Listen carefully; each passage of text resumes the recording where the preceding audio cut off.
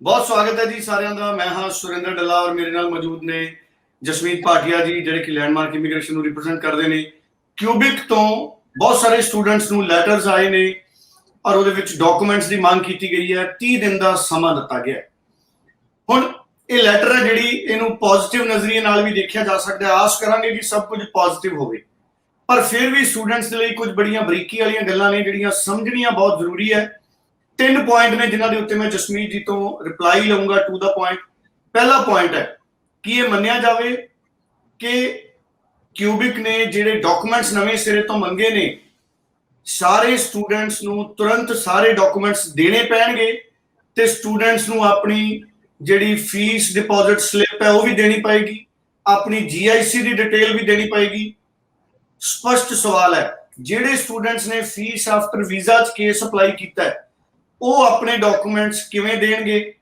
ਔਰ 2 ਪੁਆਇੰਟ ਇਹ ਨੇ ਕਿ ਜਸਮੀਤ ਜੀ ਕੀ ਮੰਨ ਲਿਆ ਜਾਵੇ ਕਿ ਇਹਨਾਂ 30 ਦਿਨਾਂ ਤੋਂ ਬਾਅਦ ਜਦੋਂ ਸਾਰੇ ਸਟੂਡੈਂਟਸ ਡਾਕੂਮੈਂਟ ਸਬਮਿਟ ਕਰ ਦੇਣਗੇ ਤੇ ਰਿਜ਼ਲਟ ਤੇਜ਼ੀ ਨਾਲ ਆਉਣਗੇ, ਪੋਜ਼ਿਟਿਵ ਆਉਣਗੇ, ਰਿਫਿਊਜ਼ਲ ਆਉਣਗੇ। ਇਹਦੇ ਤੇ ਤੁਹਾਡਾ ਕਮੈਂਟ। ਔਰ ਆਖਰੀ ਸਵਾਲ ਮੇਰਾ ਹੋਊਗਾ ਕਿ ਡਾਕੂਮੈਂਟਸ ਦੀ ਕਿਹੜੀ ਕਿਹੜੀ ਜ਼ਰੂਰਤ ਹੈ, ਕਿਹੜਾ ਕਿਹੜਾ ਡਾਕੂਮੈਂਟ ਹੈ ਜਿਹੜਾ ਸਟੂਡੈਂਟ ਨੇ ਭੇਜਣਾ ਹੈ, ਔਰ ਪੁਰਾਣੇ ਡਾਕੂਮੈਂਟਸ ਅਗਰ ਸਟੂਡੈਂਟਸ ਨੇ ਭੇਜੇ ਨੇ ਉਹਨਾਂ ਕੋਲੇ ਕੀ ਉਹਨਾਂ ਦਾ ਰਿਕਾਰਡ ਹੋਣਾ ਜ਼ਰੂਰੀ ਹੈ ਤਾਂ ਕਿ ਉਹੀ ਡਾਕੂਮੈਂਟਸ ਦੁਬਾਰਾ ਭੇਜੇ ਜਾਣ। ਸੋ ਡਾਕੂਮੈਂਟਸ ਦੇ ਸਵਾਲ ਤੋਂ ਮੈਂ ਸ਼ੁਰੂ ਕਰੂੰਗਾ, ਕਿਹੜੇ ਕਿਹੜੇ ਡਾਕੂਮੈਂਟਸ ਜ਼ਰੂਰੀ ਹੈ? ਸੀ ਪਹਿਲੀ ਗੱਲ ਤਾਂ ਰੱਲਾ ਜੀ ਮੈਨੂੰ ਲੱਗਦਾ ਹੈ ਕਿ ਇਹ ਹੁਣ ਰਿਜ਼ਲਟ ਦੇਣ ਬਾਰੇ ਡਾਕੂਮੈਂਟਸ ਮੰਗੇ ਗਏ ਆ ਕਿ ਕੋਈ ਫਰਦਰ ਇਨਵੈਸਟੀਗੇਸ਼ਨ ਦਾ ਪਾਰਟ ਹੈ, ਕਿਉਂਕਿ ਇਹ ਇਦਾਂ ਦੇ ਜਿਹੜੇ ਡਾਕੂਮੈਂਟਸ ਮੰਗੇ ਗਏ ਆ ਨਾ ਹੀ ਕਿਸੇ ਸਟੂਡੈਂਟ ਤੋਂ ਪਹਿਲਾਂ ਮੰਗੇ ਗਏ। ਮਤਲਬ first time in the history ਕਹਿ ਲਓ, ਜਦ ਤੱਕ ਬਹੁਤ ਕੰਪਲਿਕੇਟਡ ਕੇਸ ਨਾ ਹੋਏ ਤਦ ਤੱਕ ਇਦਾਂ ਦੇ ਕਦੀ ਵੀ ਡਾਕੂਮੈਂਟਸ ਨਹੀਂ ਮੰਗੇ ਗਏ ਸਟੂਡੈਂਟਸ ਤੋਂ। ਸੋ ਇਹ ਫਰਦਰ ਇਨਵੈਸਟੀਗੇਸ਼ਨ ਕਰਨੀ ਹੈ, ਇਹ ਚੈੱਕ ਕਰਨਾ ਚਾਹੁੰਦੇ ਆ ਕਿ ਸਟੂਡੈਂਟ ਨੇ ਫੀਸਾਂ ਭਰੀਆਂ ਵੀ ਹੈ ਕਾਲਜ ਦੀਆਂ ਕਿ ਨਹੀਂ ਭਰੀਆਂ, ਜਾਂ ਫਿਰ ਇਹਨਾਂ ਸਟੂਡੈਂਟਸ ਨੂੰ ਰਿਜ਼ਲਟ ਜਲਦੀ ਦੇਣ ਦੀ ਉਮੀਦ ਹੋ ਰਹੀ ਹੈ। ਸੋ ਸਟੂਡੈਂਟਸ ਨੂੰ ਜਿਹੜੇ ਜਿਹੜੇ ਡਾਕੂਮੈਂਟਸ ਦੇਣੇ ਪੈਣਗੇ ਉਹਦੇ ਬਾਰੇ ਜ਼ਰੂਰ ਡਿਸਕਸ਼ਨ ਕਰ ਲੈਂਦੇ ਆ। ਸੋ ਜਿਹੜੇ ਸਟੂਡੈਂਟਸ ਆਨਲਾਈਨ ਪੜ੍ਹ ਰਹੇ ਨੇ ਉਹਨਾਂ ਨੂੰ ਟ੍ਰਾਂਸਕ੍ਰਿਪਟਸ ਲਾਉਣੀਆਂ ਪੈਣਗੀਆਂ ਆਪਣੀਆਂ, ਜੇ ਉਹਨਾਂ ਨੇ ਆਨਲਾਈਨ ਸਟੱਡੀ ਕੀਤੀ ਹੈ। ਉਹਦੇ ਵਿੱਚ SOP 'ਚ ਮੈਂਸ਼ਨ ਕਰਨਾ ਪਏਗਾ ਕਿ ਉਹਨਾਂ ਨੇ ਆਪਣੀ ਆਨਲਾਈਨ ਸਮੈਸਟਰ 1 ਸਮੈਸਟਰ ਖਤਮ ਕੀਤਾ ਹੈ, 2 ਸਮੈਸਟਰ ਖਤਮ ਕੀਤਾ ਹੈ। So that will be very helpful ਕਿ ਉਹਨਾਂ ਦਾ ਜਿਹੜਾ ਪਰਪਸ ਆਫ ਸਟੱਡੀਜ਼ ਹੈ ਉਹ ਕਲੀਅਰ ਹੈ and they are studying online. Secondly ਹੁਣ ਅਸੀਂ ਗੱਲ ਆ ਜਾਂਦੇ ਆ ਫੰਡਸ ਤੇ। ਸੋ ਫੰਡਸ ਦੀ ਜੇ ਅਸੀਂ ਗੱਲ ਕਰੀਏ ਤਾਂ ਫੰਡਸ ਦੇ ਵਿੱਚ ਉਹਨਾਂ ਨੇ ਮੰਗਿਆ ਕਿ ਕਿੰਨਾ ਨੇ ਟਿਊਸ਼ਨ ਫੀਸ ਤੁਹਾਡੀ ਭਰੀ। So TT copies, fee receipt, GIC, source of income of the person who is paying your fees. ਮਤਲਬ ਜੇ ਤੁਹਾਡੇ ਕਿਸੇ ਰਿਸ਼ਤੇਦਾਰ ਨੇ ਕੈਨੇਡਾ ਵਿੱਚ ਫੀਸ ਭਰੀ ਹੈ ਤਾਂ ਉਹਦਾ ਰਿਲੇਸ਼ਨ ਕੀ ਹੈ ਤੁਹਾਡੇ ਨਾਲ, ਉਹ ਵੀ ਪ੍ਰੂਵ ਕਰਨਾ ਪਏਗਾ ਤੁਹਾਨੂੰ। So why is he paying your fees and ਉਹ ਸਾਰੇ ਰਿਲੇਸ਼ਨ ਤੁਹਾਨੂੰ ਮੈਂਸ਼ਨ ਕਰਨੇ ਪੈਣਗੇ, ਰਿਲੇਸ਼ਨਸ਼ਿਪ ਪ੍ਰੂਫ ਦੇਣਾ ਪਏਗਾ ਔਰ ਇਨਕਮ ਸੋਰਸ ਦੱਸਣਾ ਪਏਗਾ ਜਿੰਨੇ ਵੀ ਤੁਹਾਡੀ ਫੀਸ ਭਰੀ ਹੈ। ਸੋ ਤੁਹਾਡੇ ਪੇਰੈਂਟਸ ਦੀਆਂ ਇਨਕਮ ਟੈਕਸ ਰਿਟਰਨਸ, ਜੇ ਉਹ ਸਰਕਾਰੀ ਇੰਪਲੋਈ ਹੈ ਤਾਂ ਉਹਦੇ ਵੇਰਵਾ, ਸਾਨੂੰ ਸਾਰਾ ਵੇਰਵਾ ਦੇਣਾ ਪਏਗਾ ਜਿਹੜੇ ਡਾਕੂਮੈਂਟਸ ਤੁਸੀਂ ਭਰਨੇ ਆ।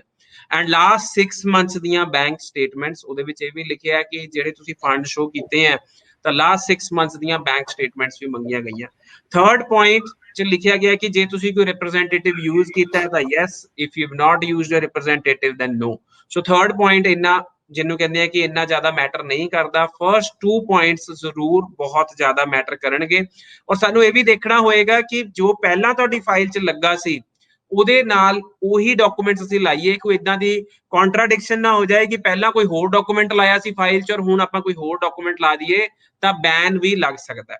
ਸੋ ਸਾਡੇ ਤੇ ਬੈਨ ਵੀ ਲੱਗ ਸਕਦਾ ਜੇ ਅਸੀਂ ਕੋਈ ਹੋਰ ਡਾਕੂਮੈਂਟ ਪੁੱਟ ਅਪ ਕਰ ਦਿੰਨੇ ਆ ਫਾਈਲ ਵਿੱਚ। ਬਿਲਕੁਲ ਸਹੀ ਗੱਲ ਹੈ। ਸੋ ਬਹੁਤ ਸੋਚ ਸਮਝ ਕੇ ਜਿਹੜੀ ਫਾਈਲ ਹੈ ਉਹ ਪੁੱਟ ਅਪ ਕਰਨੀ ਹੈ।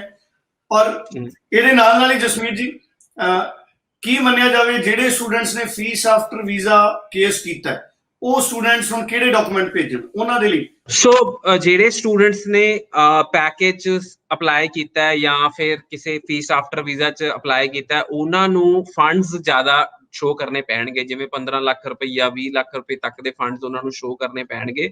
ਸੋ ਸਟੂਡੈਂਟਸ ਜਿਨ੍ਹਾਂ ਨੇ ਫੀਸਾਂ ਨਹੀਂ ਭਰੀਆਂ ਉਹਨਾਂ ਨੂੰ ਆਪਣੇ ਕੰਸਲਟੈਂਟਸ ਨਾਲ ਕੰਟੈਕਟ ਕਰਨਾ ਚਾਹੀਦਾ, ਉਹਨਾਂ ਨੂੰ ਜ਼ਿਆਦਾ ਐਕਸਪਲੇਨੇਸ਼ਨ ਦੇਣੀ ਪਏਗੀ ਕਿ ਵਾਈ ਦੇ ਹੈਵਨਟ ਪੇਡ ਫੁੱਲ ਈਅਰ ਫੀਸ। ਉਹਦੇ ਉੱਤੇ ਜ਼ਰੂਰ ਡਿਟੇਲਡ ਚਾਹੀਦਾ ਹੋਏਗਾ ਔਰ ਜੇ ਉਹਨਾਂ ਨੇ ਫੁੱਲ ਈਅਰ ਫੀਸ ਨਹੀਂ ਭਰੀ ਹੈ ਤਾਂ 15 ਤੋਂ 20 ਲੱਖ ਰੁਪਏ ਦੀ ਬੈਂਕ ਸਟੇਟਮੈਂਟ ਦੀ ਰਿਕੁਆਇਰਮੈਂਟ ਹੋਏਗੀ, ਕਿਉਂਕਿ ਫੀਸ ਨਹੀਂ ਭਰੀ, GIC ਨਹੀਂ ਪੇ ਕੀਤਾ। ਸੋ ਸਾਰੇ ਦਾ ਟੋਟਲ ਅਮਾਊਂਟ ਜੇ ਕਹਿ ਦਿੰਦੇ ਆ ਤਾਂ 15 ਲੱਖ ਰੁਪਏ ਦੇ ਫੰਡਸ ਤੁਹਾਨੂੰ ਸ਼ੋ ਕਰਨੇ ਪੈਣਗੇ ਐਜ਼ ਅ ਜੈਨੂਇਨ ਸਟੂਡੈਂਟ ਜੇ ਤੁਸੀਂ ਪੜ੍ਹਨ ਜਾਣਾ ਚਾਹੁੰਦੇ ਹੋ ਕੈਨੇਡਾ ਲਈ। ਜੀ ਤੇ ਜਸਵੀਰ ਜੀ ਜਿਹੜੇ ਫੰਡਸ ਨੇ ਕਿਉਂਕਿ ਜਦੋਂ ਉਹਨਾਂ ਨੇ ਅਪਲਾਈ ਕੀਤਾ ਉਹਨਾਂ ਨੇ ਤਾਂ ਫੀਸ ਆਫਟਰ ਵੀਜ਼ਾ ਕਰ ਲਿਆ ਜਾਂ ਪੈਕੇਜ ਕਰ ਲਿਆ ਵੀ ਜੇ ਤੁਹਾਡਾ ਵੀਜ਼ਾ ਆ ਗਿਆ ਤੇ ਇੰਨੇ ਤੁਹਾਡੇ ਤੋਂ ਲੈ ਲਾਂਗੇ, ਕਿਉਂਕਿ ਕਈ ਆਪਣੇ ਏਜੰਟ ਹੈਗੇ ਨੇ ਪੰਜਾਬ 'ਚ ਜਿਹੜੇ ਕਹਿੰਦੇ ਨੇ ਵੀ ਬਸ ਤੁਸੀਂ ਆ ਜਾਓ ਤੇ ਵੀਜ਼ੇ ਤੋਂ ਬਾਅਦ ਸਾਰੇ ਪੈਸੇ। ਬਹੁਤ ਵੱਡੀਆਂ ਵੱਡੀਆਂ ਐਡਵਰਟਾਈਜ਼ਮੈਂਟਸ ਹੋਈਆਂ ਪੰਜਾਬ ਦੇ ਵਿੱਚ। ਹੁਣ ਸਵਾਲ ਇਹ ਹੈ ਕਿ ਜਦੋਂ ਉਦੋਂ ਤਾਂ ਸਟੂਡੈਂਟਸ ਕੋਲੇ ਫੰਡਸ ਖਾਤੇ 'ਚ ਨਹੀਂ ਹੋਣਗੇ, ਹੁਣ ਸਟੂਡੈਂਟਸ ਨੂੰ ਫੰਡਸ ਉਸ ਵੇਲੇ ਦੇ ਦਿਖਾਉਣੇ ਪੈਣਗੇ ਜਾਂ ਇਸ ਵੇਲੇ ਦੇ ਦਿਖਾਉਣੇ ਪੈਣਗੇ? ਕਿਉਂਕਿ ਮੈਨੂੰ ਬੜੀ ਚਿੰਤਾਜਨਕ ਸਥਿਤੀ ਲੱਗਦੀ ਹੈ। ਅੱਜ ਮੈਨੂੰ ਵੀ ਇੱਕ ਸਟੂਡੈਂਟ ਨੇ ਲਾਈਵ ਦੇ ਦੌਰਾਨ ਵੀ ਕੁਐਸਚਨ ਪੁੱਛਿਆ ਕਿ ਮੈਂ ਪੈਸੇ ਕਢਾ ਲਏ ਸੀ। ਸੋ ਦੇਖੋ ਬਹੁਤ ਲੰਬਾ ਸਮਾਂ ਹੋ ਗਿਆ, ਸਾਲ ਡੇਢ ਸਾਲ ਦਾ ਸਮਾਂ ਹੋ ਗਿਆ। ਸੋ ਕਿਸੇ ਨੂੰ ਵੀ ਲੋੜ ਪੈ ਸਕਦੀ ਹੈ ਪੈਸੇ ਦੀ। ਜੇ ਤੁਸੀਂ ਪੈਸੇ ਕਢਾ ਲਏ ਸੀ, ਸੋ ਜੋ ਵੀ ਪੈਸੇ ਤੁਹਾਡੇ ਅਕਾਊਂਟ 'ਚ ਹੈਗੇ ਆ, ਤੁਸੀਂ ਕੁਝ ਨਵੇਂ ਫੰਡਸ ਵੀ ਪੁੱਟ ਅਪ ਕਰਕੇ ਆਪਣੀ ਬੈਂਕ ਸਟੇਟਮੈਂਟ ਲਗਾਓਗੇ ਤਾਂ ਆਈ ਡੋਂਟ ਥਿੰਕ ਸੋ ਕਿ ਉਹਦੇ 'ਚ ਕੋਈ ਪ੍ਰੋਬਲਮ ਹੋਏਗੀ। ਸੋ ਜ਼ਿਆਦਾ ਮੈਟਰ ਕਰਨਗੀਆਂ ਤੁਹਾਡੇ ਇਨਕਮ ਪ੍ਰੂਫਸ, ਜਿਹੜੇ ਬਹੁਤ ਵੱਡਾ ਰੋਲ ਪਲੇ ਕਰਨਗੇ। ਬੈਂਕ ਸਟੇਟਮੈਂਟਸ ਦੇਖੋ, ਜੇ ਤੁਸੀਂ GIC ਭਰਿਆ ਹੋਇਆ, ਬੈਂਕ ਸਟੇਟਮੈਂਟਸ ਦੀ ਇੰਨੀ ਜ਼ਿਆਦਾ ਇੰਪੋਰਟੈਂਸ ਨਹੀਂ ਹੈਗੀ ਕੈਨੇਡਾ ਵਿੱਚ। ਬਟ ਜੇ ਤੁਸੀਂ ਨੌਨ SDS 'ਚ ਕੈਟਾਗਰੀ 'ਚ ਫਾਈਲ ਲਾਉਂਦੇ ਹੋ ਤਾਂ ਸਾਰੇ ਡਾਕੂਮੈਂਟ ਸਾਨੂੰ ਪੁੱਟ ਅਪ ਕਰਨੇ ਪੈਂਦੇ ਆ। ਔਰ ਅੱਜ ਕਾਫੀ ਸਾਰੇ ਸਟੂਡੈਂਟਸ ਪੁੱਛ ਰਹੇ ਸੀ ਕਿ ਸਾਡੀ ਤਾਂ SDS ਫਾਈਲ ਸੀ, ਅਸੀਂ ਤਾਂ ਕੋਈ ਡਾਕੂਮੈਂਟ ਲਗਾਇਆ ਹੀ ਨਹੀਂ। ਸੋ ਉਹਨਾਂ ਨੂੰ ਵੀ ਸਾਰੇ ਡਾਕੂਮੈਂਟ ਪੁੱਟ ਅਪ ਕਰਨੇ ਪੈਣਗੇ, ਕਿਉਂਕਿ ਇਹ ਰਿਕੁਆਇਰਮੈਂਟ ਆਈ ਹੈ ਤਾਂ ਉਹਨਾਂ ਨੂੰ ਇਹ ਸਾਰੇ ਡਾਕੂਮੈਂਟਸ ਪੁੱਟ ਅਪ ਕਰਨੇ ਹੀ ਪੈਣਗੇ ਜਿਹੜੇ ਰਿਕੁਆਇਰਮੈਂਟ ਆਈ ਹੈ ਐਮਬੈਸੀ ਵੱਲੋਂ। ਬਿਲਕੁਲ ਠੀਕ ਹੈ। ਸੋ ਜਸਮੀਤ ਜੀ, ਰਿਜ਼ਲਟਸ ਨੂੰ ਤੁਸੀਂ ਕਿਵੇਂ ਵੇਖਦੇ ਹੋ? 30 ਦਿਨਾਂ 'ਚ ਉਹਨਾਂ ਨੇ ਡਾਕੂਮੈਂਟਸ ਮੰਗੇ ਨੇ, ਅਗਰ ਮੰਨਿਆ ਜਾਵੇ ਕਿ ਜਦੋਂ ਸਬਮਿਟ ਹੋ ਗਏ ਤੇ ਉਸ ਤੋਂ ਕੁਝ ਦਿਨਾਂ ਬਾਅਦ ਰਿਜ਼ਲਟ ਸ਼ੁਰੂ ਹੋ ਜਾਣਗੇ, ਸਕਸੈਸ ਰੇਟ ਕੀ ਲੱਗਦਾ ਤੁਹਾਨੂੰ, ਕਿੰਨਾ ਕੁ ਬਣੂਗਾ? See results, if the documents, we will submit the documents in coming next 2-3 days and results ਮੈਨੂੰ ਲੱਗਦਾ ਕਿ ਜੇ ਇਹ ਰਿਜ਼ਲਟਸ ਦੇਣ ਵਾਸਤੇ ਡਾਕੂਮੈਂਟਸ ਮੰਗੇ ਗਏ ਆ ਤਾਂ result should come in next 10 days। So ਜੇ ਰਿਜ਼ਲਟਸ ਦੇਣ ਵਾਸਤੇ ਡਾਕੂਮੈਂਟਸ ਮੰਗੇ ਗਏ ਆ ਤਾਂ ਆਉਣ ਵਾਲੇ 10 ਦਿਨ 'ਚ ਇਹਨਾਂ ਸਟੂਡੈਂਟਸ ਨੂੰ ਫਾਈਨਲ ਰਿਜ਼ਲਟਸ ਮਿਲ ਜਾਣਗੇ, PPR ਮਿਲ ਜਾਏਗੀ, ਰਿਫਿਊਜ਼ਲ ਮਿਲ ਜਾਏਗੀ, whatever the result is, ਅਗਲੇ 10-12 ਦਿਨ 'ਚ ਇੱਥੇ ਕਲੈਰਿਟੀ ਜ਼ਰੂਰ ਆਏਗੀ। ਔਰ ਜੇ ਇਹਨਾਂ ਤੇ ਕਲੈਰਿਟੀ ਨਹੀਂ ਆਉਂਦੀ ਹੈ, ਫਿਰ ਮਹੀਨਾ ਡੇਢ ਮਹੀਨਾ ਨਹੀਂ ਕਲੈਰਿਟੀ ਆਉਂਦੀ ਹੈ, ਫਿਰ ਇਹ ਸਮਝਿਆ ਜਾ ਸਕਦਾ ਹੈ ਕਿ ਇਹ ਡਾਕੂਮੈਂਟ ਜਿਹੜੇ ਮੰਗੇ ਗਏ ਆ they are part of the investigation which is going on these 10 colleges। so result ਜਦ ਤੱਕ ਆਂਦੇ ਨਹੀਂ ਹੈ we cannot comment, but I am really positive ਕਿ ਜੇ ਬੱਚਿਆਂ ਤੋਂ ਡਾਕੂਮੈਂਟ ਮੰਗੇ ਗਏ ਆ ਤਾਂ ਉਹਨਾਂ ਨੂੰ ਰਿਜ਼ਲਟ ਦਿੱਤੇ ਜਾਣਗੇ। ਸੋ ਬਿਕੋਜ਼ ਸਟੂਡੈਂਟਸ ਬਹੁਤ ਜ਼ਿਆਦਾ ਕੀ ਕਹਿੰਦੇ ਆ, ਬਹੁਤ ਜ਼ਿਆਦਾ ਸਮੇਂ ਤੋਂ ਰਿਜ਼ਲਟਸ ਦਾ ਵੇਟ ਕਰ ਰਹੇ ਆ। ਔਰ ਦੇਖਣ ਵਾਲੀ ਗੱਲ ਇਹ ਵੀ ਹੈ ਕਿ ਮੋਸਟਲੀ AIP ਵਾਲੇ ਸਟੂਡੈਂਟਸ ਤੋਂ ਹੀ ਇਹ ਡਾਕੂਮੈਂਟਸ ਮੰਗੇ ਗਏ ਆ।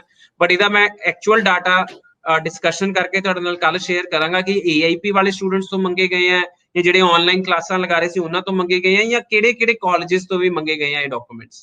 ਸੋ ਇਹ ਹੁਣ ਵੇਖਣ ਵਾਲੀ ਗੱਲ ਰਹੇਗੀ ਕਿ ਜਿਹੜੇ ਡਾਕੂਮੈਂਟਸ ਨੇ ਉਹ ਕਿੰਨਾ ਸਟੂਡੈਂਟਸ ਤੋਂ ਮੰਗੇ ਗਏ ਨੇ, ਕਿ ਆਨਲਾਈਨ ਕਲਾਸਿਸ ਵਾਲਿਆਂ ਤੋਂ ਮੰਗੇ ਗਏ ਨੇ, ਫੀਸ ਆਫਟਰ ਵੀਜ਼ਾ ਵਾਲਿਆਂ ਤੋਂ ਮੰਗੇ ਗਏ ਨੇ, ਜਾਂ ਉਹ ਸਾਰੇ ਸਟੂਡੈਂਟਸ ਤੋਂ ਮੰਗੇ ਗਏ ਨੇ ਜਿਨ੍ਹਾਂ ਨੇ ਅਪਲਾਈ ਕੀਤਾ ਹੈ।